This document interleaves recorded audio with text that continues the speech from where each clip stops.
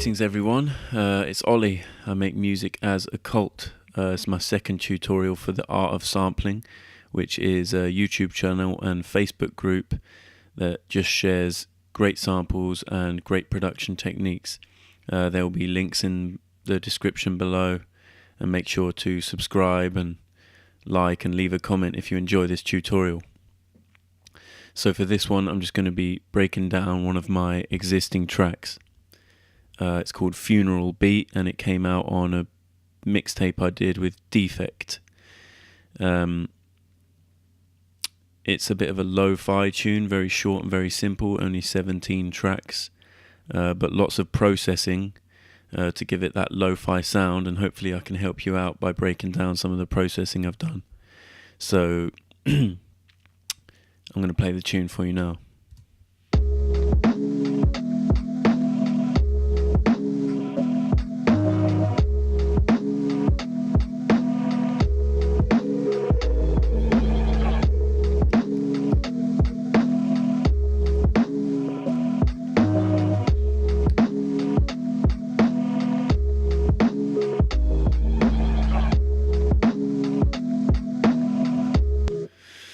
Yep, very lo-fi, very punchy.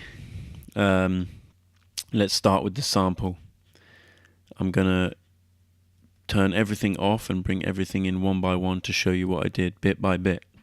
So the sample has already been chopped in a separate, or before I started the project, and then I've bounced it, probably gave it some processing and then bounced it and then gave it some processing again, just to save the CPU power and just stay on top of things, really keep things nice and neat and organized and simple. So let's turn everything off and give a listen to the sample now.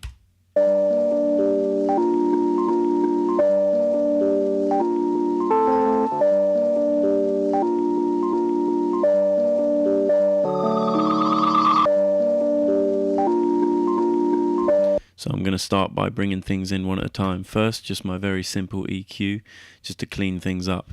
Remove some dirty spikes and increase some nice spikes.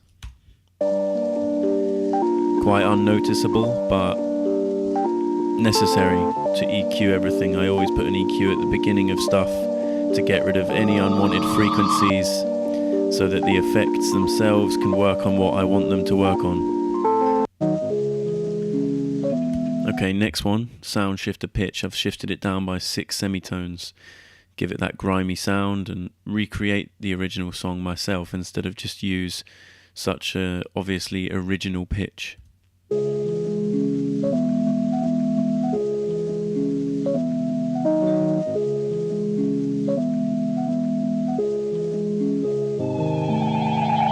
Next comes some reasonable amount of vibrato, 2 different vibratos.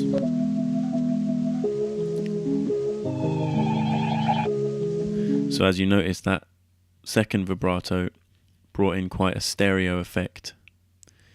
Let's check the first one now. I'm going to push the first one to the extreme so you can hear the true effect.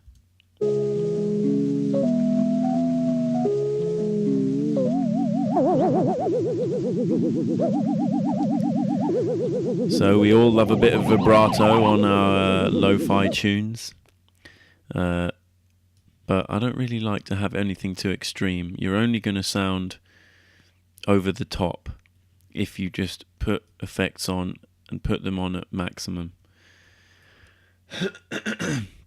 It's very amateur, excuse me.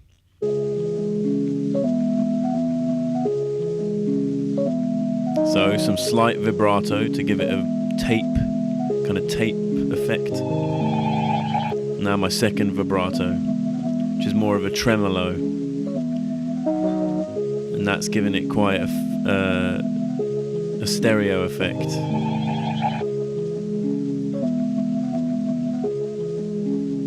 Now we've got some proper wobbly lo-finess. Next plugin is this glitch 2, something very cool. Now I've only used it sparingly on this sample, but there's a lot of different things that you can do on this that's very cool for making some hip-hop beats. So let's start putting random things in.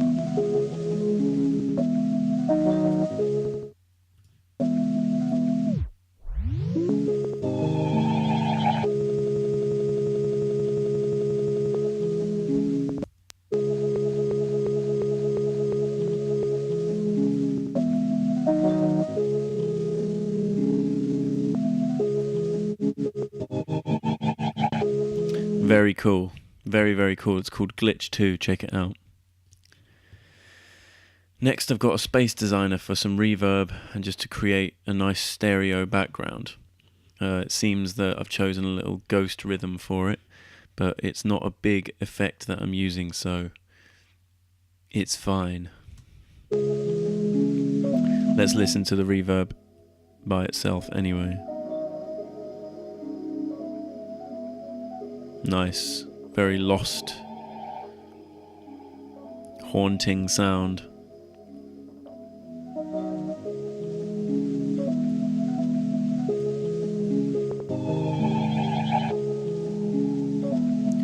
I'll even increase that now. Next we've got an exciter. Now let's listen to what this does.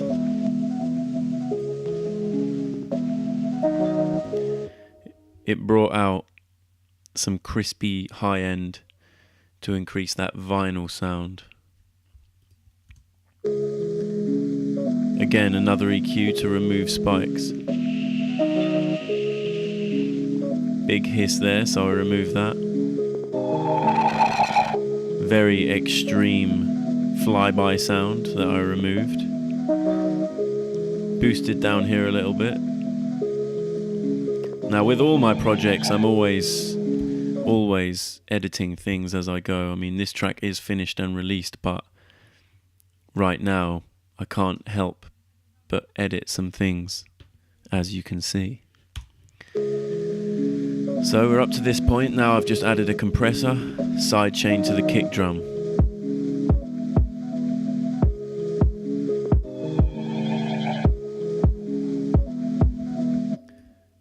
Gives it the kick drum that big bass sound. If you ever hear a distorted sound system, the kick drum drowns everything. And in hip hop, that's kind of cool. So let's just roll with that. Okay, moving on. I've got another sample here. Now this sample I moved down by 12 semitones. So the first one was 6 and the next one was 12, which means they'll still be in key. It's also got some tremolo to give it a nice stereo effect. A big mistake that people make often is just accidentally making their tracks so mono. And mono is really important for bass and kick drum and low end of the snare, but it can make some stuff sound really dead if there's not some nice stereo effects going on. Of course, you don't want to go too extreme again, as always. So next we can take a look at like my drum section. I'm going to move my hats down here so I can have a bit more of a drum section. Down, down, down, down, down. Second one, bear with me. There we go. So let's take a listen to my drums all by themselves.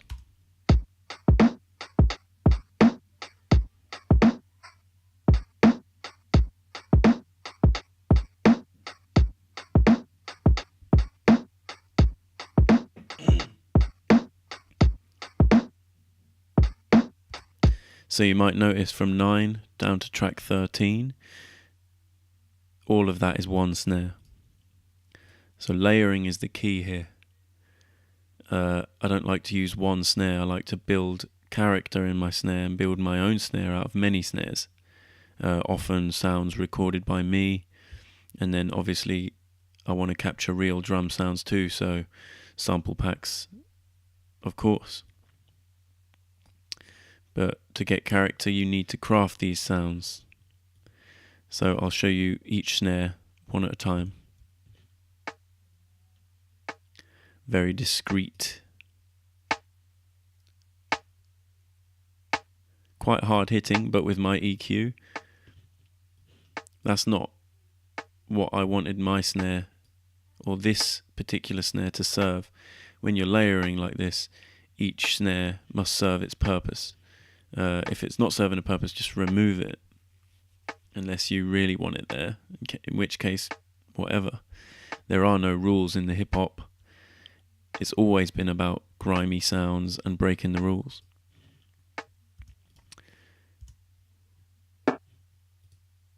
Next one, very, very lo-fi. Very lo-fi rim. Lots of treble when it's not being EQ'd though. And put the bit crusher before an EQ so that I can remove the treble from the bit crush. The bit crush is a nice sound, but bit crush will always add very high-end trebled distortion. And for lo-fi, that ain't no good. Another very lost snare. And I've given it quite a spike at 200 Hertz. 200 Hertz is where all the punch is going to come from in your snare. Or between 200 and 500. Another very low heavy snare. Big boost at 200 to give it the punch. Now these snares will start to slam the ceiling of the track when they meet the limiter. Now for hip hop that's great, another crazy spike. Again, for hip hop that's great. We want the grimy sounds.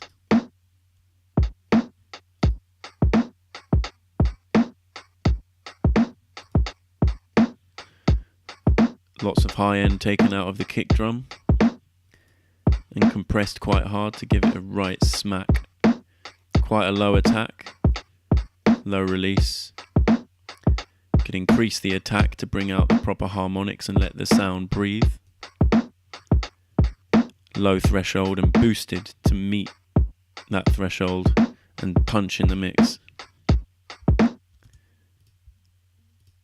Lastly, I've got this very bit crushed and chorused tambourine, which really just gets lost in the mix, but is another stereo sound.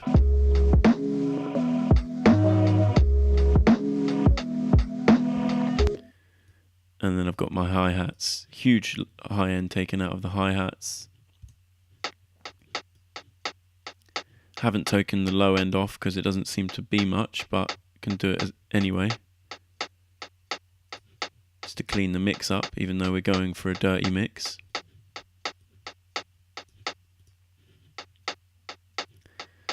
So with these hats, as you can see, or as you can tell already, I've got it off the beat. On a swing, it says 81 there. So this is a nice swing I like to use. It's how you get the good hip hop vibe. I'll let you listen with the metronome. It's very swung. A lot of people make the mistake of having absolutely no swing, or some swing and some other parts without swing, and it gives you a very, very fake hip hop beat sound. Okay, again, let's listen to a little run through. Those big snares punching through. Those hats, swingy hats, letting the beat, making your head bang.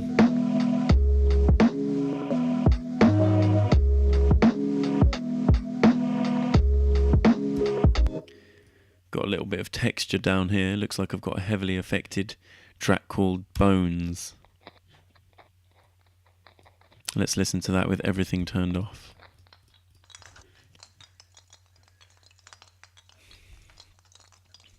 Okay, I can see why it's called Bones.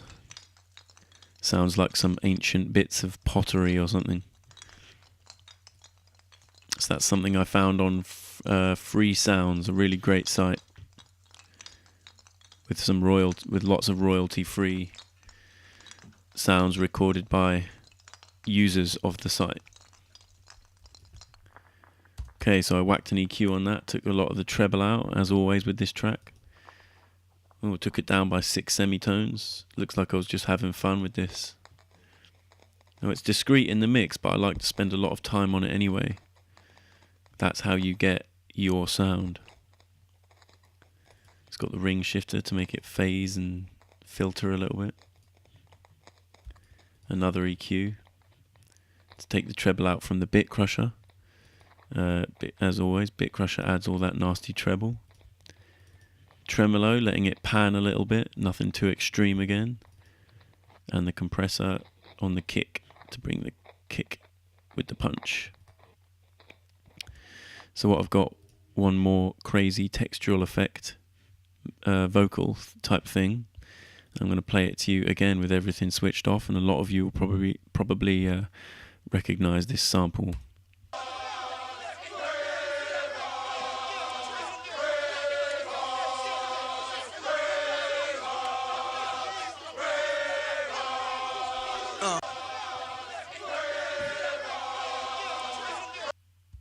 So you know there's stops, there's starts, it doesn't loop right, it's not in time with the track. But that doesn't matter because we're using it as a textural element. So let's start listening to what I did. Brought the pitch down by 1 semitone. The ring shifter starts filtering and phasing the sound. Another EQ to remove all the treble. Sidechained it to the kick again. Now most importantly, I added the glitch reverser. And at the end I let it pop out.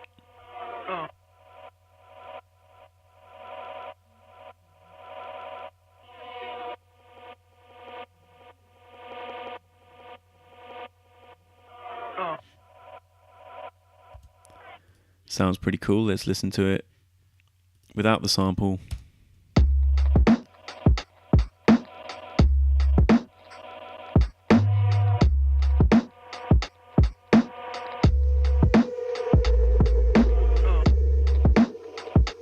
So you hear at the end of the bar sometimes it pops out with him like oh or yo or whatever.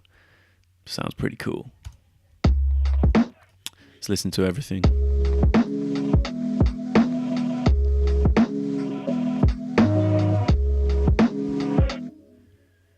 So what else have I got here? I've got my bass sounds now, which is just 3 little sub bass sounds that I found in a pack somewhere while browsing.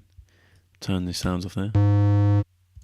Okay, so it's a big square kind of bass. Now that's really rich in harmonics, so it's perfect for my bass, especially when you want those big harmonic tonal hip-hop basses to crack through even on some small headphones or a small sound system. So you know I've got a little harmonic there, keeping it around 200 to make sure I get the harmonic sounds.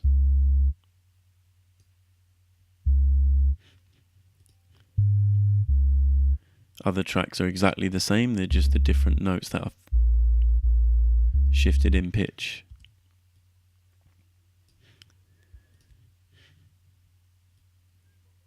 So everything except the sample molds nicely now.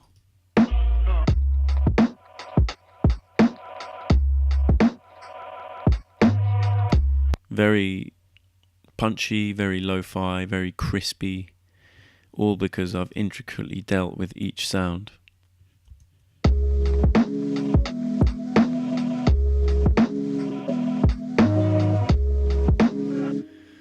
So for my mastering chain, let's listen without anything. Seriously lo-fi. Let's add my EQ. Okay, with my EQ I brought out a lot more of the treble and the mid. Brought some clarity back to the mix. Put my limiter on it and added some volume because it was just really low. Then I added one of my favorites, the Camel Fat. Plenty of things I've been doing this in this tutorial is probably going to shock and offend many people. But this is hip hop. You break the rules. And I don't care, you know, music in the computer is music in the computer. And these days, you can do anything. If it sounds distorted in your head, if it sounds wrong, then it's wrong. If it sounds right to you, then it's right. That's simply the way it is. So the Camel Fat actually acts as a limiter. Now I know I've got 2 limiters. I just use this one to boost some volume, and then I use this as my final limiter. Not really recommended, but that was the circumstance for this track. Excuse me. I'm pretty sure I made this track on a little portable speaker combined with some headphones sometimes and laptop speaker sometimes. So it's a little crazy, but it's a lo-fi sound and people seem to like it. So let's check out what I did with this Camel Fat. Got my distortion section on, the exciter at 10% or 9%, and the mechanical distortion at 1%. All it's really doing is bringing some high out. One of my favourite things about the Camel Fat is this bandpass filter. This is how you really get a nice glued lo-fi sound. So I've just switched it off, and yeah, this sounds kind of cool. But when I turn it back on,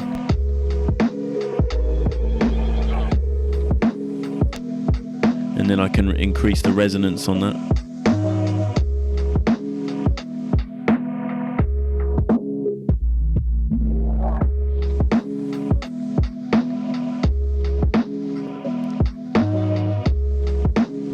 So on each track there's going to be a sweet spot for that resonant bandpass filter. So you can really get a lo-fi sound out of that and just consolidate your mix into a really nice warm thing. I love it. So that's it, guys. There's the track. Hope it's helped. If you want me to cover more, let me know in the comments. Like, subscribe to the channel. Let me know what I'm doing wrong. Let me know what I'm doing right. Let me know if they're completely crap and I should quit. Cheers, man. Catch you in a bit. Peace.